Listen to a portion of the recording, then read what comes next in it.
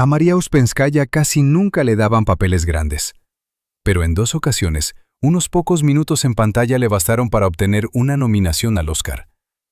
Llegó a Hollywood ya entrada en años, hablaba con un marcado acento ruso y no se parecía en nada a una estrella de cine. Los estudios la sacaban a escena cuando necesitaban a una madre severa, una vieja aristócrata o una mujer que conociera un secreto aterrador. Uspenskaya se sentaba, pronunciaba unas pocas frases tranquilas y de repente, la película comenzaba a girar en torno a ella. Hollywood pensó que simplemente había tenido suerte al encontrar a una anciana extraordinariamente convincente. No entendió que frente a la cámara estaba alguien salido del laboratorio de Stanislavski, una actriz y maestra cuyos alumnos pronto cambiarían el cine estadounidense. Pero primero, ella debía demostrar que era capaz de destruir la vida de alguien más, casi sin alzar la voz. Acto 1. La mujer que cambiaba el peso de la escena. En Dodsworth no aparece de inmediato. Para entonces, el espectador ya conoce bien a Fran Dodsworth, una mujer hermosa, consentida y aterrada por la edad, que deambula por Europa intentando convencerse de que la vida apenas comienza. Se enreda con un joven aristócrata y llega a su mansión familiar casi segura de que todo está decidido. Tiene dinero, encanto, experiencia en victorias sociales. Está acostumbrada a dirigir una conversación con una sonrisa y a esquivar preguntas incómodas. Entonces entra la baronesa von Oberstdorf. A Uspenskaya no le dan una entrada espectacular. No hay música, ni largos discursos, ni hostilidad demostrativa. La baronesa recibe a la invitada, le ofrece asiento, le hace algunas preguntas corteses. ¿Cuántos años tiene? ¿Tiene hijos? ¿Podrá dar un heredero? ¿Entiende que el matrimonio con su hijo no solo concierne a 2 enamorados? Las preguntas suenan tranquilas, la baronesa casi no cambia de tono y no se permite crueldad abierta. Pero con cada respuesta, Fran entiende más claramente. La están evaluando según las leyes de un mundo donde el dinero no anula el linaje, y el deseo de empezar una nueva vida no rejuvenece a nadie. Uspenskaya no interpreta a una anciana malvada que disfruta de la humillación ajena. Su personaje defiende un orden que considera natural. Por eso la escena se vuelve más peligrosa. Frente a Fran no hay un monstruo fácil de odiar, sino una mujer segura de su derecho a juzgar. El tiempo en pantalla de Uspenskaya se mide en minutos, pero después de su aparición, toda la historia cambia. Antes de la baronesa, el romance de Fran parece otra aventura arriesgada. Después, queda claro que su intento de huir de la edad y de su matrimonio lleva no a la libertad, sino a una humillante derrota. Uspenskaya no solo interpreta un pequeño papel, ella pone fin a una ilusión ajena. Por esta aparición fue nominada al Oscar. 3 años después, siguió una segunda nominación por Love Affair. Y allí era completamente diferente. En Love Affair, su personaje vive en Madeira. Un joven lleva a una mujer que conoció en un barco. Hasta entonces, su relación se basaba en la ligereza, coqueteo, bromas, promesas que aún podían romperse. En la casa de la abuela, el ritmo de la película se ralentiza. Ella recibe a la invitada sin interrogatorios ni sospechas, como si notara de inmediato lo que los 2 jóvenes aún temen nombrar. Aquí Uspenskaya ya no juzga. Crea una rara sensación de hogar, no una bonita decoración, sino un lugar donde uno puede dejar de actuar. Su abuela es suave, pero esa suavidad no se parece a la sentimentalidad. Hay una calma en ella, la calma de una mujer que ha vivido lo suficiente y por eso no exige explicaciones inmediatas. Observa, escucha, a veces sonríe. Y poco a poco la historia mundana comienza a sonar más seria. En presencia de esta anciana, el amor de los protagonistas por primera vez obtiene no solo un presente, sino un posible futuro. La baronesa de Dodsworth cierra la puerta. La abuela de Love Affair la abre. Externamente, ambos roles se construyen con los mismos recursos. Voz suave, movimientos económicos, pausa antes de responder. Pero dentro de esas pausas ocurren cosas opuestas.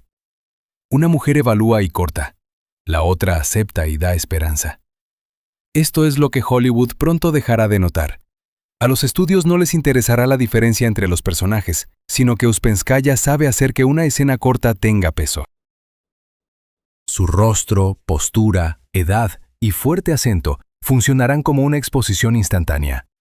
El director no necesitará explicar detalladamente el pasado del personaje, Basta con dejarla entrar en el cuadro, y con ella aparecerá la sensación de años vividos, reglas estrictas y un conocimiento inaccesible para los jóvenes protagonistas.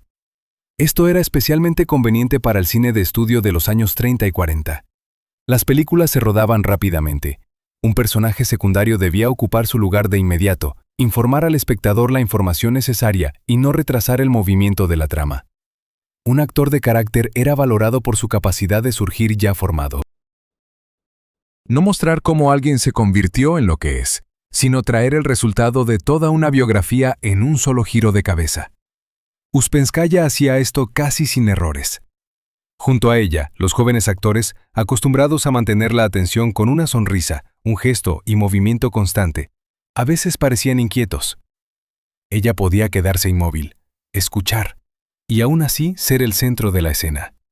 No porque intencionalmente acaparara la atención, sino porque su silencio nunca estaba vacío. Mientras su compañero hablaba, ella ya actuaba, evaluaba, tomaba decisiones, resistía, ocultaba reacciones. La cámara no veía la ausencia de movimiento, sino un trabajo que no se podía representar con una simple mueca expresiva. Pero el espectador no tiene por qué saber cómo funciona el arte de la actuación. Veía a una extranjera mayor con una pronunciación inusual y una mirada intensa. Para los críticos era más fácil escribir sobre magnetismo natural que explicar por qué una pausa tiene más impacto que un largo monólogo. Así, junto a la reputación profesional, comenzó a formarse un mito, que María Uspenskaya simplemente traía su propia enigmática presencia al filme. Para ella, este mito era a la vez un regalo y una trampa. Le daba trabajo, pero poco a poco ocultaba el trabajo en sí. Cuanto más natural parecía el resultado, menos se notaba la técnica que lo creaba. Pero para ver esta técnica hay que quitar el velo de Hollywood, la niebla del estudio y la imagen de la misteriosa anciana rusa.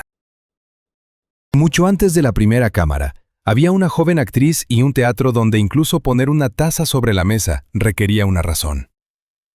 Acto 2, donde la pausa se convierte en acción. A principios de la década de 1910, María Uspenskaya entra en el primer estudio del Teatro de Arte de Moscú. Para entonces, ya ha estudiado música y actuación, ha pisado el escenario y conoce la vida teatral. Pero el primer estudio no ofrece una continuación de su carrera habitual. Obliga a desmenuzar el oficio desde cero. Es una época en la que Konstantin Stanislavski intenta responder a una pregunta tortuosa para cualquier actor. ¿Por qué a veces un papel cobra vida y al día siguiente solo queda la forma externa? ¿Por qué no se puede simplemente ordenar repetir una emoción encontrada? ¿Es posible trabajar de tal manera que el artista no dependa completamente del estado de ánimo, la suerte y la inspiración repentina? El primer estudio se convierte en el lugar donde estas preguntas se prueban no en teoría, sino en personas. No se espera que el actor traiga inmediatamente un personaje listo. Al contrario, se le exige que abandone sus entonaciones favoritas, poses efectistas y todo lo que antes ayudaba a impresionar. Un ensayo puede detenerse por un detalle. Alguien entra demasiado rápido. Se sienta sin razón. Mira al compañero solo porque es el momento de la siguiente línea. Desde fuera, este trabajo puede parecer un pedantismo tortuoso. Pero el sentido no es convertir la escena en un conjunto de movimientos calculados. Los pedagogos buscan la conexión entre la acción externa y la tarea interna. Si un personaje se acerca a la ventana, el actor debe saber por qué. ¿Quiere ocultar su rostro? ¿Ganar tiempo? ¿Comprobar si alguien ha llegado? ¿Evitar un contacto? Un mismo movimiento puede significar decenas de cosas diferentes, y solo una razón precisa lo hace vivo. El trabajo comienza con preguntas simples. ¿De dónde viene la persona? ¿Qué le ha pasado antes de que el espectador lo vea? ¿Qué busca de su compañero? ¿Por qué no habla directamente? ¿Qué le impide obtener lo que desea? Esas preguntas crean gradualmente la parte invisible del papel, esa vida que no está en el texto, pero que debe sentirse en cada palabra. Para Uspenskaya, este enfoque es especialmente importante. No construye su carrera en imágenes de joven belleza, amada por el público antes de su primera línea.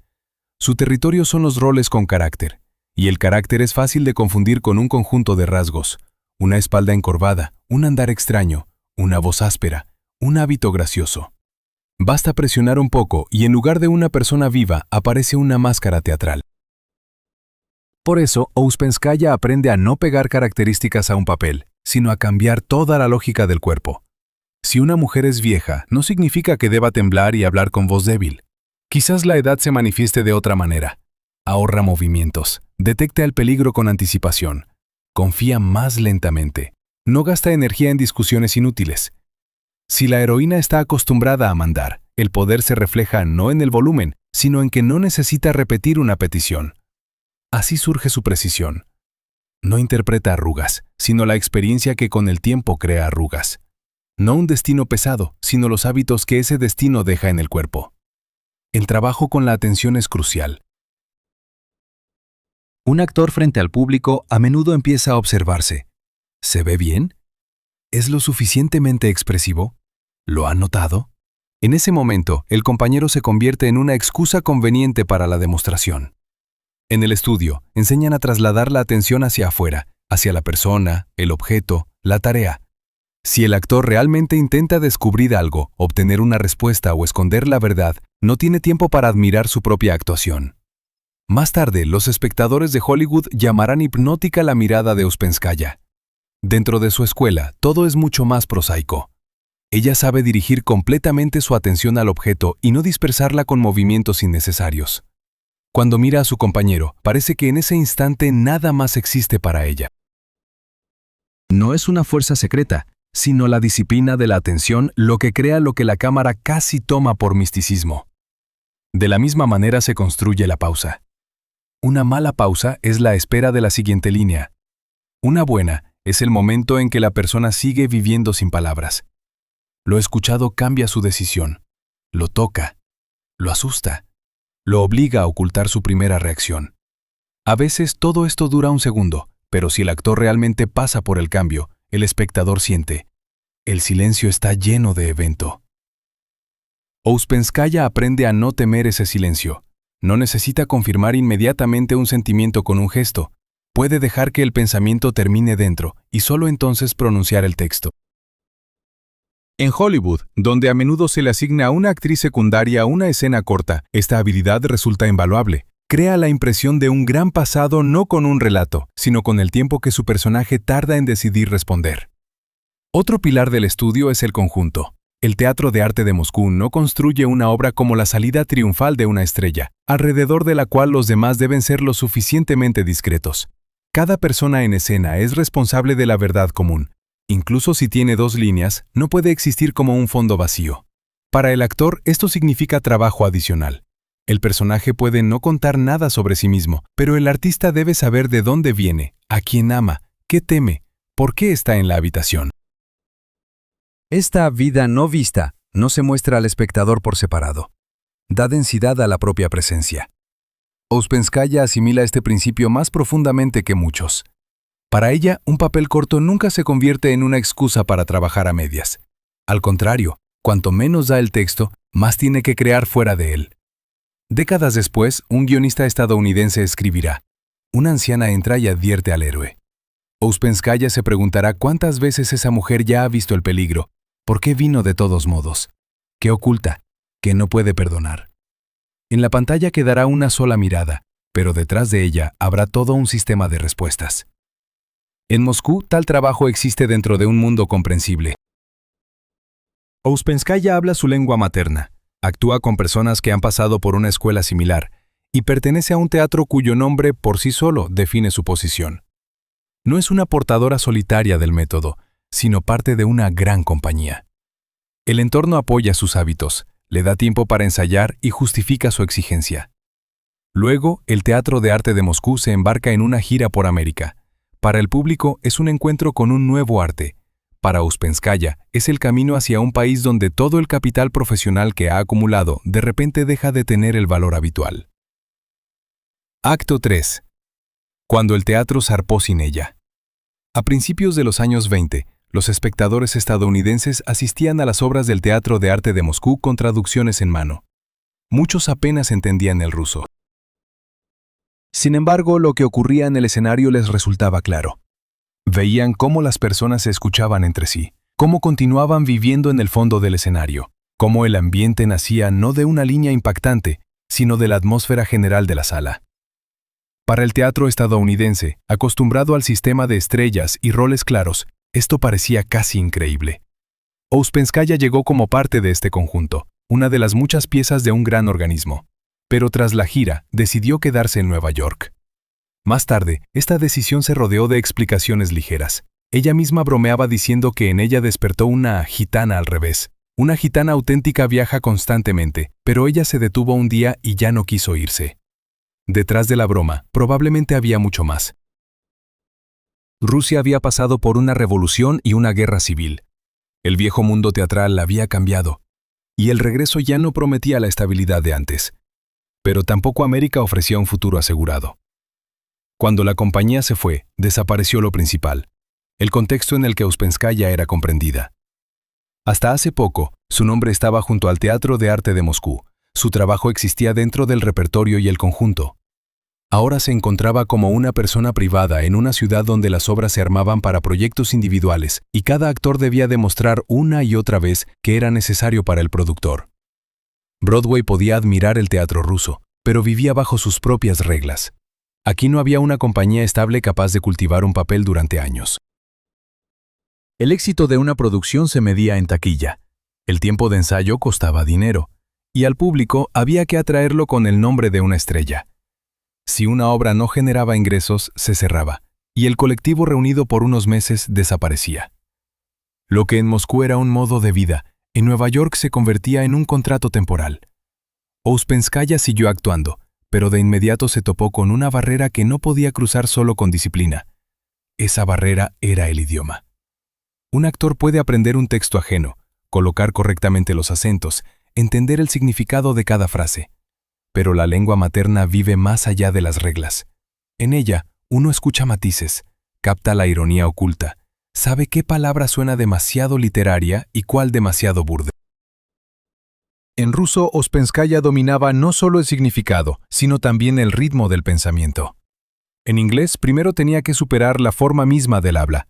Un fuerte acento surgía antes que el papel. Antes de que el público pudiera ver a la mujer que había creado, escuchaba a una extranjera. Esto no le impedía trabajar, pero reducía de antemano sus opciones. El teatro estadounidense podía ofrecerle el papel de una condesa rusa, una madre polaca, una anfitriona francesa, una vieja sirvienta, cualquier personaje donde su pronunciación extranjera no necesitara explicaciones. Interpretar a una mujer para quien el inglés era su lengua materna se volvía casi imposible. Lo que en el Teatro de Arte de Moscú era material para la transformación, edad, rostro, plasticidad, voz, en el mercado estadounidense se convertía en un marco fijo. A Ouspenskaya la elegían no porque pudiera cambiar, sino porque parecía lo suficientemente europea. Para una actriz de carácter, esto era especialmente doloroso. Toda su escuela le enseñaba a escapar del cliché externo, y el nuevo entorno exigía primero un cliché que pudiera leerse rápidamente. Pero junto con la actriz, en América quedó otra especialista, la pedagoga. Su pronunciación le impedía interpretar un amplio rango de papeles en inglés, pero no la impedía mostrar por qué un alumno tomaba falsamente una taza, por qué hacía un gesto innecesario y qué le ocurría al cuerpo cuando una acción no tenía propósito. Tras la gira, no solo los espectadores se interesaron por el teatro ruso. Jóvenes actores y directores estadounidenses intentaban entender de dónde surgía esa inusual verdad escénica. Podían leer sobre Stanislavski, pero necesitaban a alguien que convirtiera las ideas generales en trabajo diario. Ese lugar fue el Teatro Laboratorio Americano, creado por Richard Boleslavsky. Él mismo había pasado por el primer estudio y entendía que el sistema no podía transmitirse con unas cuantas conferencias bonitas.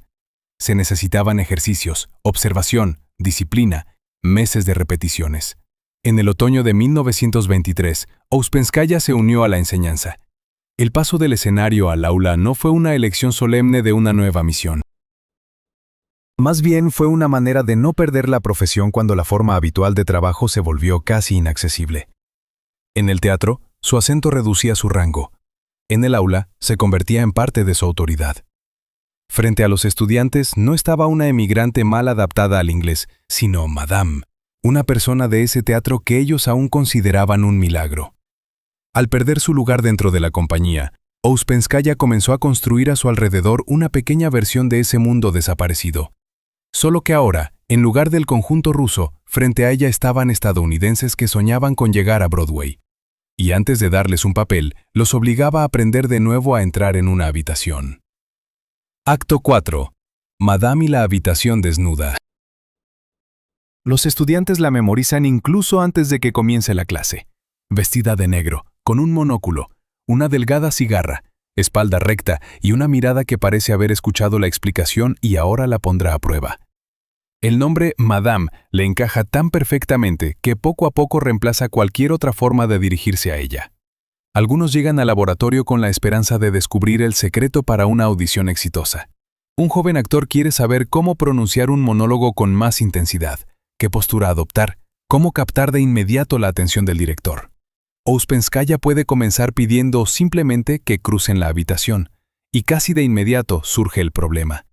Mientras la persona camina sola, su cuerpo se mueve de manera natural. Pero al darse cuenta de que está siendo observada, su andar se vuelve actoral. Los hombros buscan expresividad, las manos inventan gestos, el rostro intenta comunicar al público que algo importante está sucediendo. El alumno intenta mostrar talento y pierde la verdad humana más simple. Entonces Ouspenskaya cambia la condición. No se trata de caminar con elegancia, sino de llegar a la puerta antes de que alguien entre. O acercarse a la mesa para recoger una carta sin ser notado. O cruzar la habitación tratando de no despertar a alguien dormido. Tan pronto como aparece un objetivo concreto, el cuerpo deja de exhibirse. La persona comienza a actuar de nuevo. En este breve ejercicio se encuentra la base de su pedagogía. En el escenario no se puede existir en abstracto. Hay que desear algo, obstaculizar algo, convencer a alguien, esconderse de alguien. Incluso la salida más simple debe tener una razón interna. Más tarde, Lee Strasberg anotará una idea escuchada en sus clases. Antes de salir al escenario, el actor debe saber por qué está allí. Otros ejercicios parecen aún más extraños. Ouspenskaya pide tomar un vaso que no está allí, sentir su peso, el frío del vidrio, la cantidad de agua, pasar los dedos por una tela imaginaria y distinguir seda, lana, terciopelo, recordar cómo cambia la mano cuando el agua está demasiado caliente y cómo el cuerpo reacciona al frío, antes de que la persona pueda nombrar la sensación. No es pantomima por destreza, no le interesa cuán convincente es el alumno al representar una taza. Debe reconstruir la sensación con tal detalle que ésta cambie el movimiento por sí misma. Si el objeto imaginario sigue siendo un signo vacío, la mano revela la mentira. Si aparece en peso, temperatura y textura, el comportamiento se vuelve concreto. Este trabajo enseña a no empezar por el resultado. Un mal actor primero decide, ahora mostraré miedo, y luego elige una expresión para el miedo. Ouspenskaya aborda desde otro ángulo. ¿Qué ha ocurrido? ¿Qué quiere la persona? ¿Qué hace para no delatarse? Tal vez un personaje asustado sigue sirviendo té tranquilamente porque hay un niño cerca. Entonces el miedo no se manifiesta en ojos muy abiertos, sino en lo difícil que le resulta mantener la taza firme. Ella exige mostrar menos. No porque ame el juego frío, sino porque el espectador prefiere creer en lo que se le permite notar por sí mismo. Si el actor explica cada sentimiento de antemano, al público no le queda trabajo. Si actúa y trata de ocultar algo, el espectador comienza a observar con más atención. En el laboratorio existen improvisaciones breves, obras de 1 minuto. Al alumno se le da una circunstancia y una tarea simple. Por ejemplo, esperar a alguien que llega tarde o encontrar un objeto perdido en la habitación. Pero durante el proceso, las condiciones cambian. Aparece nueva información, entra un compañero, el objetivo inicial se vuelve imposible. No se puede aferrar a una emoción preparada. Hay que escuchar, aceptar el cambio y reconstruir el comportamiento. Ouspenskaya rápidamente detecta el momento en que el alumno deja de vivir y comienza a repetir un efecto que alguna vez funcionó. Detiene el ejercicio sin diplomacia. Su inglés no se presta a largas formulaciones suavizantes, y su carácter menos aún. Un error es llamado error. A veces, el análisis es tan duro que los estudiantes salen de la clase vacíos. Pero los recuerdos de ella no se limitan a un retrato de una mentora tiránica. La misma mujer podía, después de la clase, analizar una escena ajena durante mucho tiempo, buscar junto al alumno la tarea precisa, ayudar donde un maestro rápido ya habría desistido. Su exigencia no era una pose teatral. Sabía demasiado bien cuán fácilmente el encanto natural crea la ilusión de profesionalismo. Por eso despojaba al alumno de todo lo que pudiera servirle de refugio. Una voz bonita, temperamento, una mueca habitual, el deseo de agradar. Entre los ejercicios también había observaciones de animales.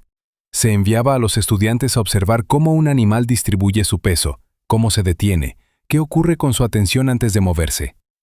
La tarea no era representar cómicamente a un oso o una pantera, se trataba de sentir otro ritmo corporal y luego encontrar un personaje humano al que ese ritmo pudiera pertenecer. A veces, una forma de estar de pie daba al actor más que una larga explicación psicológica. Para los estadounidenses, este trabajo era dolorosamente lento. Venían en busca de un papel y recibían semanas de caminatas, atención y objetos imaginarios. Querían salir al público cuanto antes.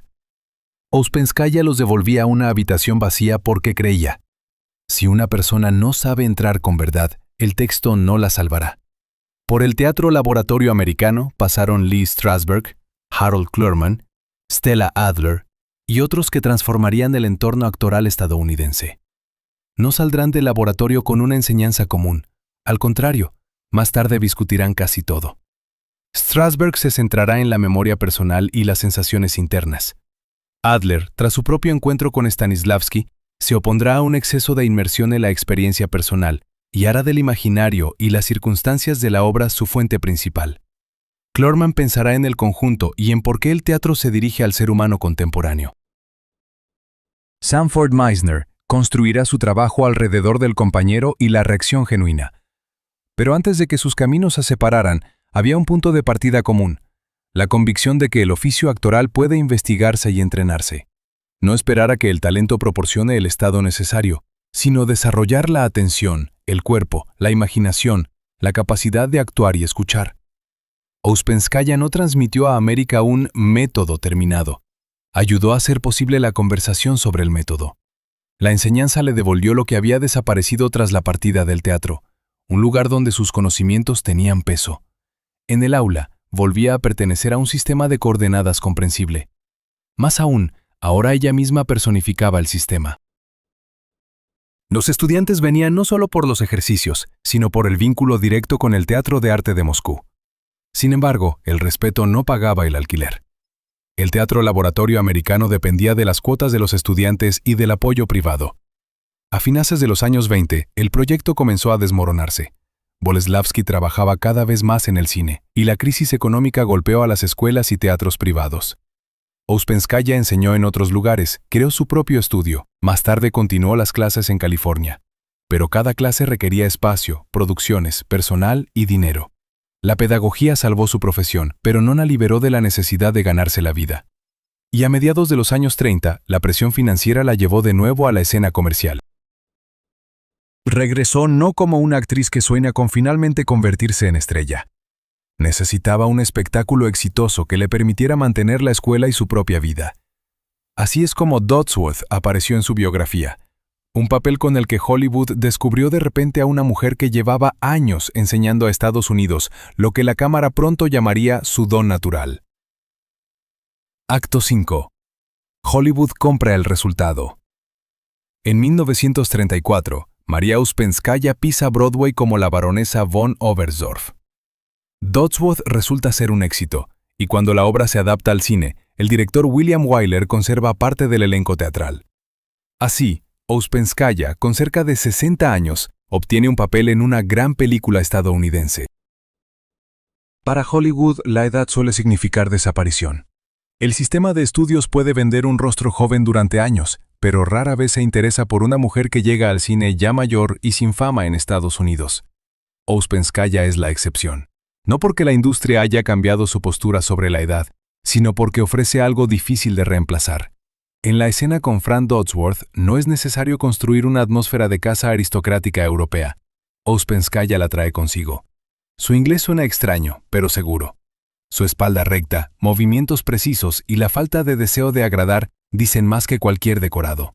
En pocos minutos crea un mundo que existía mucho antes de la llegada de la invitada americana. La cámara, inesperadamente, se adapta perfectamente a su escuela. En el escenario, Incluso un pequeño gesto preciso puede perderse en la distancia. El objetivo capta el más mínimo cambio de mirada. Lo que en el teatro era parte de una partitura general, en primer plano se convierte en un acontecimiento. Ouspenskaya no intenta llenar el encuadre. Permite que éste se acerque. Cuando su compañero habla, su rostro no descansa ni se prepara para responder. El pensamiento continúa. Por eso el montaje puede detenerse en ella, y el espectador ve no una reacción preparada para la cámara, sino un proceso que parece ocurrir en ese mismo instante. La producción cinematográfica, con toda su velocidad, requiere precisamente esa fiabilidad profesional que enseñaba el primer estudio. Se filma la escena en fragmentos, no necesariamente en orden. Entre tomas se cambia la luz, se mueve la cámara, se repite el texto tras un error técnico. Un actor que depende de una acumulación emocional gradual podría perder el estado. Ouspenskaya sabe volver a la tarea. ¿Qué quiere hacer la heroína en ese segundo? ¿Qué la obstaculiza? ¿Qué acaba de escuchar? En lugar de intentar recuperar el ánimo, reconstruye la lógica de la acción, y a través de ella, todo lo demás regresa. La primera nominación al Oscar hace visible el resultado para toda la industria. La segunda, por Love Affair, confirma que el éxito no fue casualidad. Además, los dos papeles muestran que Ouspenskaya no solo puede aportar frialdad y amenaza, su presencia puede calentar una película, crear confianza y un sentido de hogar. Pero el sistema de estudios no explora el rango de un actor por curiosidad. Busca una fórmula confiable. Si un conjunto de cualidades funciona una vez, se intenta repetirlo. En Ouspenskaya ven la vieja Europa perfecta, una mujer cuyo rostro inmediatamente habla de pasado, tradición, misterio o deber. Esto coincide con la estructura de los papeles característicos. La estrella principal debe llevar la historia y atraer el amor del público. El actor de carácter llega para crear rápidamente un entorno a su alrededor. Puede definir clase, país, historia familiar, aportar comedia o inquietud a la escena. Su tarea no es ocupar toda la película, sino hacer que el mundo del filme sea convincente. Ouspenskaya cumple esta tarea demasiado bien. Tras las aristócratas y abuelas sabias, aparecen madres, mentoras, amas de casa, sirvientas, mujeres ligadas al pasado. La nacionalidad cambia, pero el principio permanece. Entra en la trama como alguien que conoce el valor de las palabras de los jóvenes héroes. Para la actriz, el cine resuelve varios problemas a la vez. Trae el dinero necesario para la escuela y una vida independiente. Su acento, que la limitaba en el escenario, se convierte en un valioso distintivo. Un papel puede filmarse en pocos días, sin dedicar meses a funciones diarias. Ouspenskaya mantiene la posibilidad de enseñar y obtiene una notoriedad que su labor pedagógica nunca le habría dado. Pero junto con la estabilidad surge una nueva dependencia. Los estudios cada vez compran menos a la actriz y más un efecto predecible. Les gusta el resultado de su vasta escuela, pero no les interesa qué otros resultados puede crear. Cada mirada severa y exitosa aumenta la probabilidad de la siguiente mirada severa. Cada matriarca europea convincente cierra la puerta a un papel donde su rostro no debe significar pasado. No se puede decir que todos los personajes se vuelven iguales. En Material Fuerte, Ouspenskaya encuentra diferentes matices. A veces su heroína defiende el orden familiar, a veces a una persona, a veces la dignidad. Actúa en Waterloo Bridge, The Mortal Storm, King's Row y otras películas que requieren diferentes temperaturas emocionales. Pero el marco se estrecha gradualmente alrededor de los signos externos: edad, acento, baja estatura, plástica estricta, capacidad de hacer una advertencia convincente. Ahí radica la paradoja del éxito tardío. Antes, Ouspenskaya sufría porque el mercado americano la veía como extranjera. Ahora precisamente esa extranjería asegura la demanda. Lo que durante mucho tiempo la impidió salir de un estrecho repertorio se convierte en fuente de libertad financiera. Pero la libertad existe solo mientras acepte repetir la forma reconocible. A principios de los años 40, los estudios ya no necesitan redescubrirla en cada película, saben cómo usar ese rostro. Se necesita una severidad aristocrática, llaman a Ouspenskaya. Se necesita una anciana sabia, llaman a Ouspenskaya. Se necesita una extranjera que aparezca entre la niebla y le diga al héroe que el destino ya está decidido, aún más la llaman. Así, la gran técnica teatral llega al papel de Maleva. En papel es casi un cliché, pero Ouspenskaya vuelve a hacer lo que le enseñaron en Moscú, Se niega a considerar un material pequeño y convencional como un trabajo pequeño. Acto 6. Maleva sabe, pero no triunfa. El hombre lobo comienza como una historia de regreso al hogar.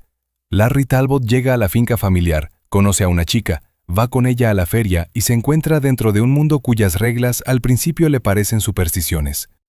Luego viene el ataque, la mordida, la muerte.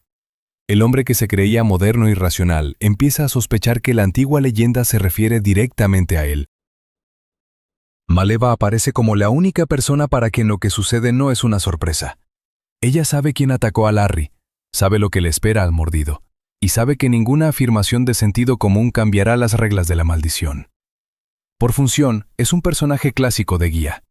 Debe explicar al espectador la mitología de la película, pronunciar las famosas palabras sobre que incluso una persona de corazón puro puede convertirse en lobo y dirigir al héroe hacia el final inevitable.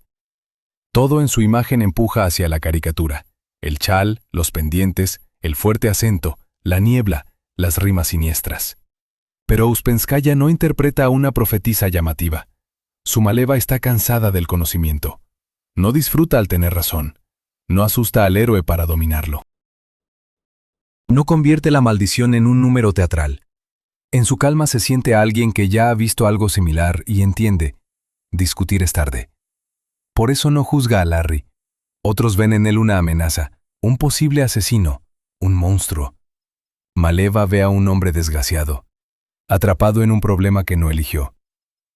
Así, un pequeño papel de género obtiene un centro interno. Maleva no solo conoce las reglas de la pesadilla, sino que lleva la responsabilidad del conocimiento. Intenta ayudar, acompaña al héroe, lo trata con compasión.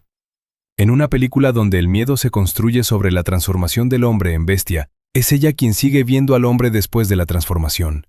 Uspenskaya logra esto casi sin medios externos. A su alrededor, decorados diseñados para la atmósfera. Ramas, humo, luz nocturna, música. Ella no compite con ellos. Cuanto más artificial es el espacio, más simple es su comportamiento. Habla en voz baja, no alarga las palabras para un efecto siniestro. No obliga a sus manos a contar lo que ya ha dicho el texto. A veces simplemente mira a Larry, y en esa mirada hay simultáneamente miedo por él, conocimiento del desenlace e imposibilidad de librarlo de su destino. Así funciona la técnica implantada desde el primer estudio. Uspenskaya no actúa misticismo. Define lo que hace la heroína. Advierte, convence, consuela, guía. El efecto sobrenatural surge como consecuencia de la seriedad extrema hacia la tarea humana. Esto es lo que impide que la película se convierta por completo en un espectáculo. El espectador puede no creer en los hombres lobo, pero cree en Maleva. No porque se vea exótica, sino porque se comporta como si no se tratara de una bonita leyenda, sino de una desgracia que ya ha entrado en su vida. El éxito de El hombre lobo consolidó la imagen. Uspenskaya regresó como Maleva en Frankenstein se encuentra con el hombre lobo. Un solo cuadro con ella ahora evocaba un conjunto completo de asociaciones: noche, maldición, destino ajeno, una anciana que conoce el secreto.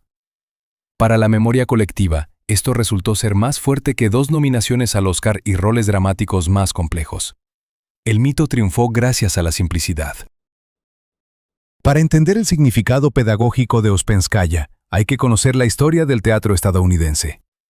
Para apreciar a la baronesa en Dodsworth, hay que observar una breve escena y escuchar cómo cambia su tono. Maleva se entendía de inmediato. Chal, acento, advertencia. Y ante el espectador ya estaba la misteriosa anciana rusa. Hollywood apoyaba con gusto esa imagen. Todo lo que en su trabajo era resultado de análisis y disciplina, ahora se explicaba por naturaleza. Las arrugas parecían crear profundidad por sí solas. El acento se convertía en un signo de conocimiento antiguo.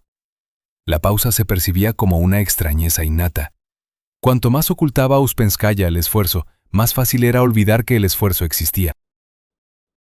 Pero presentarla exclusivamente como víctima de los estudios sería demasiado conveniente.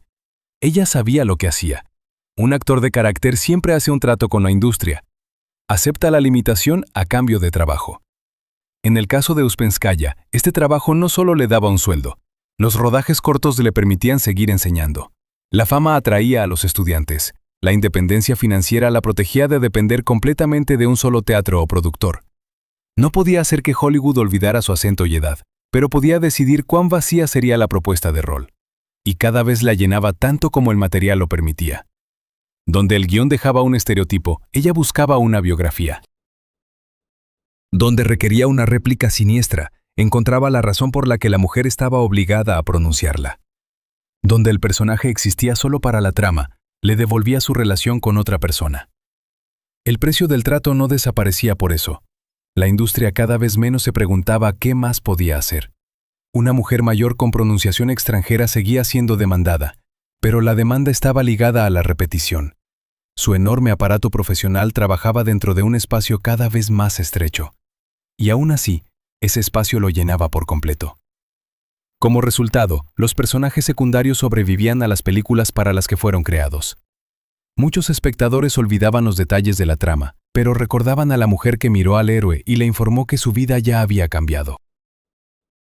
Así, Hollywood convirtió a Uspenskaya en un símbolo.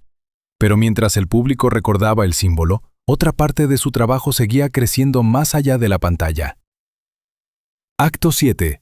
Herencia sin firma. En 1949, cuando María Uspenskaya dejó este mundo, su carrera visible se podía resumir en unas pocas líneas. Actriz del Teatro de Arte de Moscú, emigrante, 2 nominaciones al Oscar, roles característicos.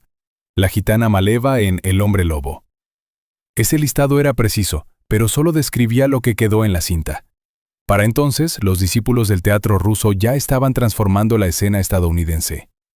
En 1931, Lee Strasberg, Harold Clurman y Cheryl Crawford fundaron el Group Theater.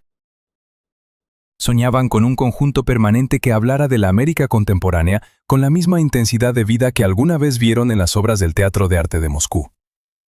En la compañía trabajaban Stella Adler, Sanford Meisner, Elia Kazan, Clifford Odets y otros que más tarde definirían el lenguaje del teatro y cine estadounidense.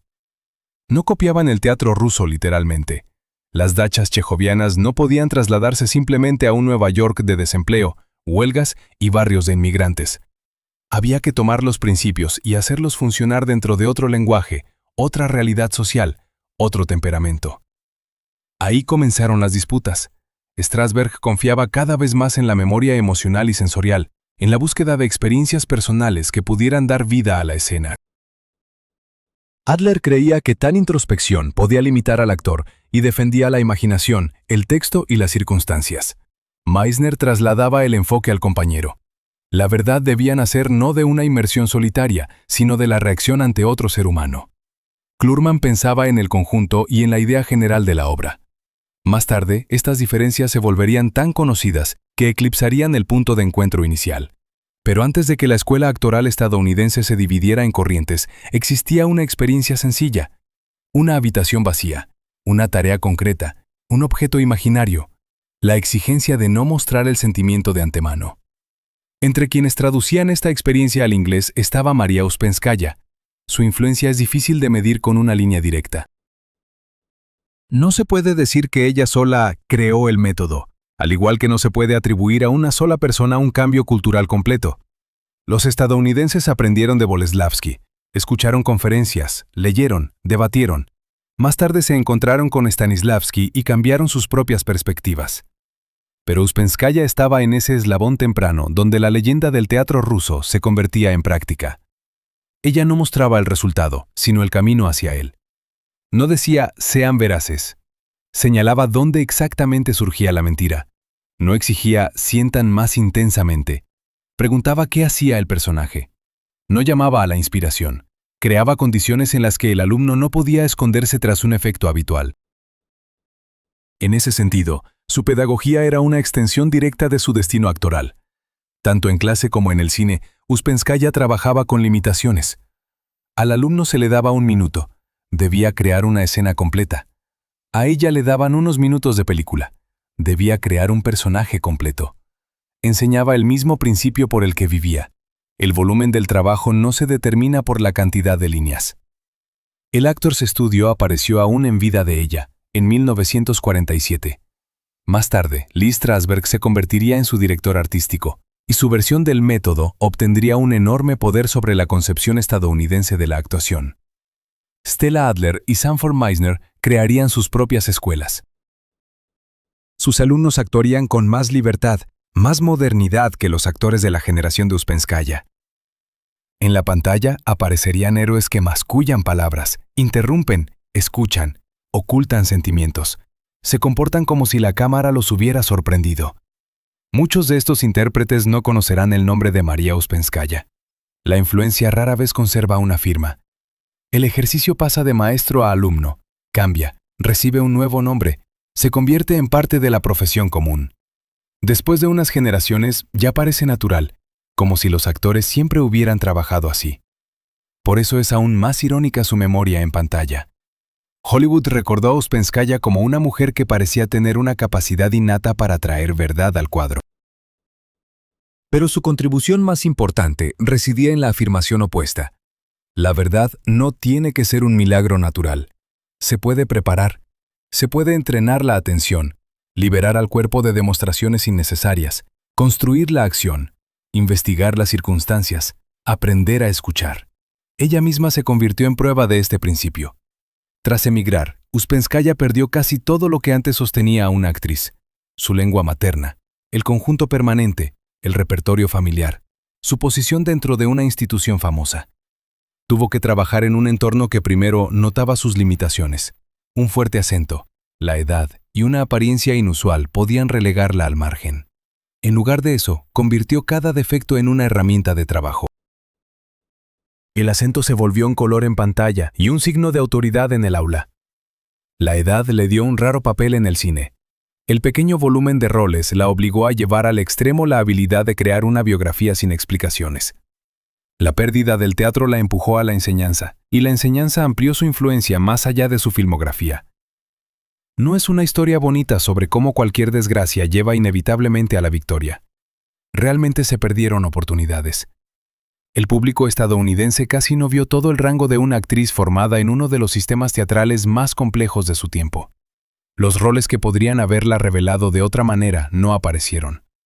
Hollywood prefirió una máscara reconocible al riesgo. Pero tampoco es una historia de talento quebrado. Uspenskaya no desapareció dentro de la máscara. La usó como una forma accesible de presencia. Mientras los estudios compraban su apariencia, ella seguía trabajando bajo sus propias reglas.